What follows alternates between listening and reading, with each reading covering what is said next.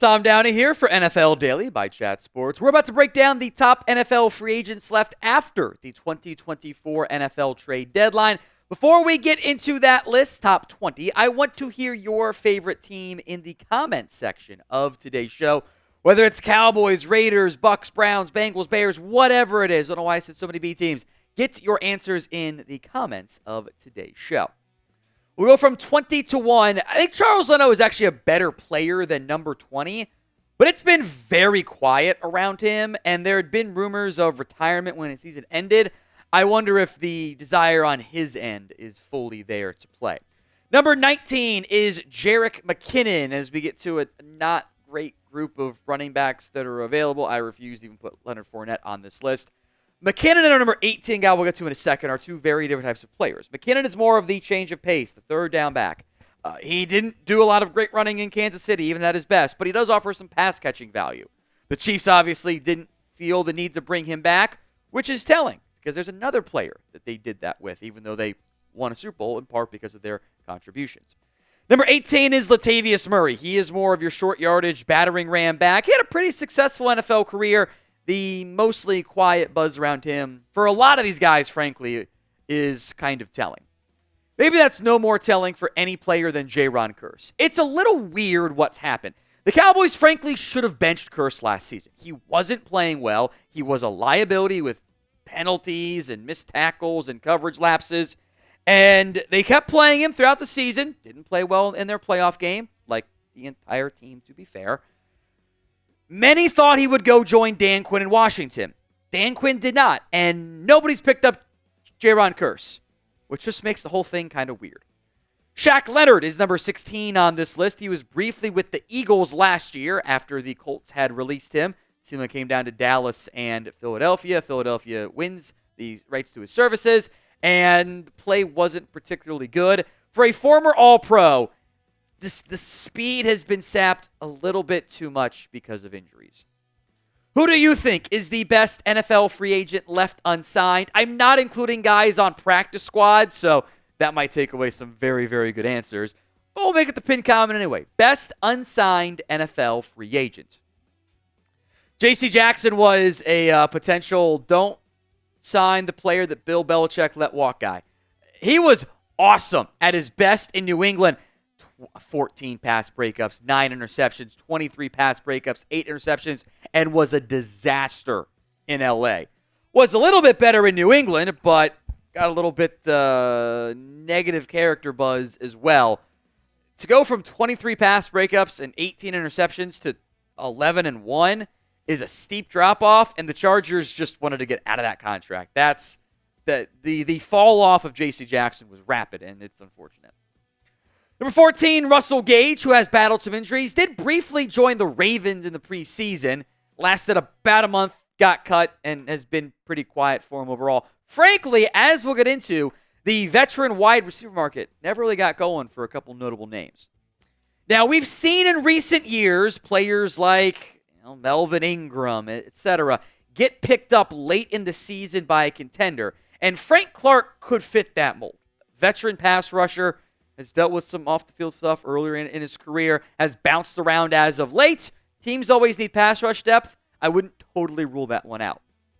Mason Cole is in a pretty interesting spot where I wasn't overly shocked to see the Pittsburgh Steelers choose to move on from him, but to get cut in February and for there to be not a really peep around him was actually kind of shocking, and I wonder if there's like medical stuff that maybe wasn't fully known that has played a big factor in his lack of interest. Today's show is made possible by our good friends over at PrizePicks. It is the best place to get real money sports action. With over 10 million members and billions of dollars in awarded winnings, PrizePicks has made daily fantasy sports accessible to all. You just pick more or less on at least 2 players for a shot to win up to 100 times your cash. It is available in over 30 states, including California, Florida, Georgia, and Texas. They also offer injury insurance, which means you can still cash out if your lineup isn't perfect. If a player goes down due to injury, player goes down the first half, does not return, PrizePicks keeps your lineup live. I love the flex play. I just got to get 2 out of 3 of these right. I can afford to get one wrong. I got Garrett Wilson more than receiving yards. James Cook, 59.5 is way too low. I love the more than. It's in every single one of my plays this week. Tyrone Tracy more than 69.5 against the bad Panthers defense as well. Download the app today and use code CLNS to get $50 instantly after you play your first $5 lineup. That's code CLNS over at prizepicks.com/CLNS. We appreciate them sponsoring us here at NFL Daily. Links in the comments and the description of today's show. Number 11 is Rasheem Green. He's more of a run-stopping focused defensive end to an extent than Frank Clark is. He's been if he's like your 4th defensive end, which would probably come in due to injuries. I think that's a fine role for him at this point in his NFL career. It's very rare for the left tackle of the Super Bowl winning team to be a free agent into November. That is exactly what happened, though, with Donovan Smith. Reason why? He actually wasn't good last year. He got beat a lot, especially in pass protection. 41 pressures, or hurries, 53 total pressures.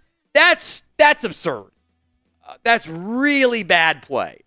As a result, not terribly surprising he is unsigned. If a team gets desperate, though, which the Chiefs have not had great offensive tackle play anyway, especially at left tackle, that's certainly an option down the stretch here. A lot of older players on this list, and the NFL's ageist. If they don't think you have it anymore, or you might not have it anymore, they're going to go with the younger player. And I think that's happened to Patrick Peterson, who even played some safety down the stretch for Pittsburgh. Has, from once being one of the best corners in the NFL to being fine in Minnesota and like okay-ish in Pittsburgh, the decline has very much set in. But receiver and corner have been 2 spots where I thought there might have been some more traction for some veterans than what there ended up being. Number 8 is Micah Hyde, the safety. I would not totally rule out a return to Buffalo. Hyde is basically like kind of waffle between retirement and playing, and I do subscribe to the theory that once you start to consider retirement, especially at the NFL, like you actually might need to retire because once you lose just that 5%, 10% edge, it matters. But I wouldn't rule out a late season surprise return for Hyde, especially with the release of Mike Edwards and being 3 deep right now at the spot. Number 7 is Michael Thomas. And look, at one point, the slant boy stuff was silly. They couldn't stop him, so who cares? Like, he was an awesome football player when running the same route over and over again. It wasn't all slants, but still. It was super, super productive. He hasn't been that guy. Last 4 seasons, not 4 years, he's only played 20 games over the last 4 years. That's bad. He has not been healthy. And by the way, look, maybe he's right about the coaching staff and Derek Carr and all that stuff. You can't expect to get a new job when you're just going to ridicule and rip the previous coaching staff and the quarterback and all of that on social media. At that point, you're kind of burning bridges, even though your point might be correct. So will Michael Thomas ever play again in the NFL? Y for yes, N for no. Maybe the injuries have been too much. I think that's a huge factor as well. Let me know in the comments of today's video. Now, I am pretty surprised that Hunter Renfrow never got picked up. He is a slot receiver. I think it is fair to point out that he kind of was a bit of a one-year wonder. He had a 1,000-yard campaign in 2021 and then very quickly fell off. And exactly how that happened, I don't really know. But the fact that he is unsigned, that means stuff for all of these guys. There's a reason why. Number 5 is Ryan Tannehill, who is still the best free agent quarterback. At his age, when you don't sign, it kind of feels like it's over, whether by choice or not. You can very clearly see a decline in play from Ryan Tannehill.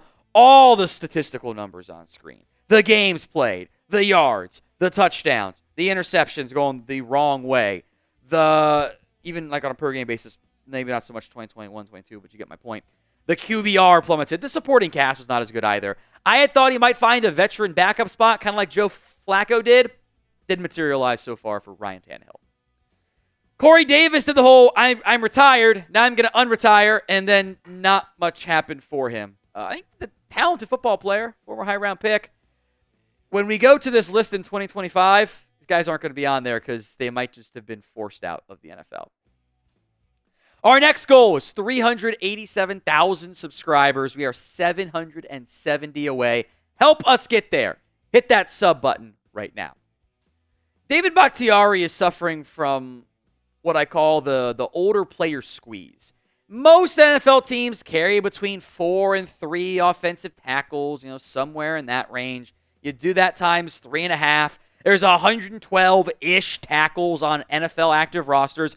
I think David Bakhtiari is one of the best 112 tackles. The problem is, David Bakhtiari says he wants to be a starter. He doesn't want to be a bridge. He doesn't want to be a veteran. Well, that cuts you down to at most 64. And maybe he is one of the best 64 tackles, but that's pushing it. And some of those teams, they just want to play the young guy, or they've already paid somebody. And your options get squeezed pretty quickly when you decide you're a starter only. DJ Humphries, I do think, unlike maybe some other names on this list, I do think he will play again. The biggest reason why DJ Humphries is unsigned right now is medical. He's only 30 years old, although he does turn 31 later on in December. But Humphries had another injury, and that's unfortunate. He tore it on New Year's Eve last year.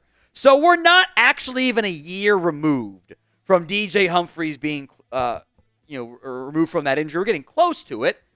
So in theory, he should be back soon. The Patriots had been linked to DJ Humphries, according to ESPN. He'll get a shot again at some point, but I suspect that knee injury rehab has been a little bit tough.